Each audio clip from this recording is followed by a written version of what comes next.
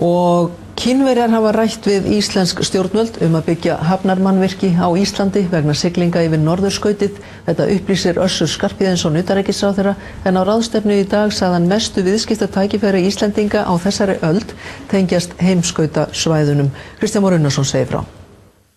Salurinn var þéttsetinn á ráðstefnu sem utanríkisráðuneytið, Samtök atvinnulífsins og Íslandsstofa efndu til sóknarfæra á norðurslóðum.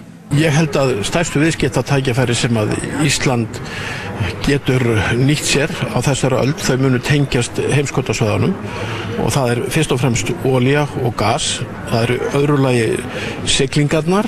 Og ráðherrann upplýsti að Asíuþjóðir hefðu sýnt áhuga á að fjárfesta í höfnum á Íslandi. Meðal þeirra sem hafa sýnt þennan áhuga það eru Kínverjar, það ekkert launungamál. Í kjölfar þess að snjódrekinn kom hérna, ísbrjóturinn sem var hér í sumar, þá hafa verið hér á ferðinni fulltrúar mjög stórra skipafélaga, raunar þeirra stærstu í heimi, sem hafa átt viðræður við okkur hér heima. Hann býst við frekari tíðindum af þessum málum á næsta ári. Þeir hafa áhuga á því að þróa hér hafnaraðstöðu með Íslendingum, vegna þess að þeir eru sömu skoðunar við að fyrsta leiðin sem að verði fær sé miðleiðin svokallað sem að liggur beint yfir Norðurpólinn.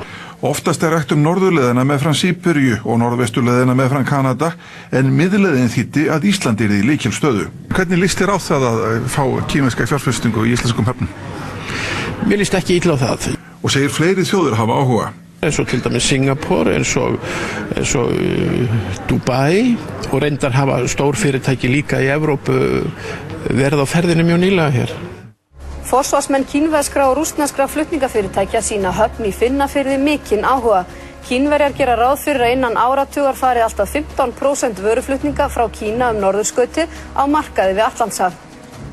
Kínverjar sýna fyrirhugaðri höfn í Finnafirði mikinn áhuga og telja að innan áratugar muni alltaf 15% vöruflutninga frá Kína fara norðurskautsleiðina á markaði við Atlantshaf.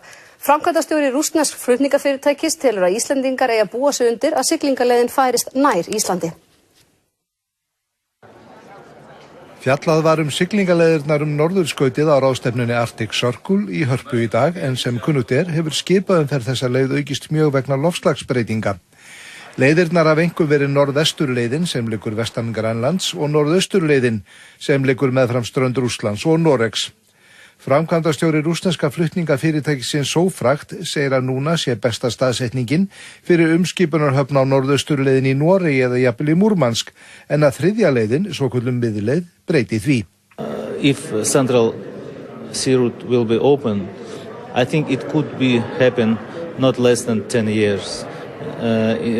Iceland has to prepare this and of course to create a good infrastructure hub. And if the central sailing route opens up, Iceland would be a good location. Yes, that's right. Best location. Fyrsta gámaskipi í sögunni fór á dögunum norðurleiðina frá Kína til Rotterdam, en það var skip frá kínverska risanum COSCO. Forstjóri félagsins átti í dag fund með fulltrúum þeirra sem undirbúa skipahöfn í Finnafirði.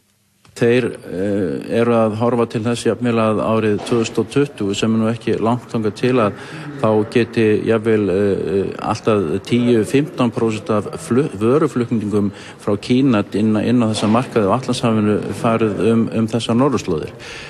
Þeir sýna Finnafjarðarverkefni gríðarlegan áhuga og það var ákveðið að hitta þá aftur og fara yfir þetta á